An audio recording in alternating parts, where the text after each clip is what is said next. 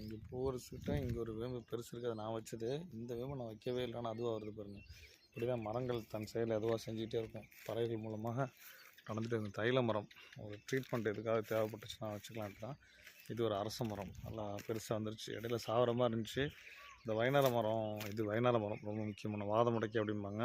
இதை கட் பண்ணோன்னு தான் இது நல்லா வளருது. இது காட்டு மூங்கில், சூப்பராக பந்து மாதிரி ஒரு நல்லா பெருசாக உயரமாக வரும். இது ஒரு வைனார மரம். அது வந்து ஒரு ஃப்ளேம் ஆஃப் ஃபாரஸ்ட்னு சொல்லுவாங்க, சிவப்பு கலர் பூக்கிற மரம். இப்படி நொண மரம் ஒன்று வந்துட்டுருக்குது. அங்கே ஒரு சீத்தா மரம் இருக்குது, கொய்யாவோட சேர்ந்துருக்குது.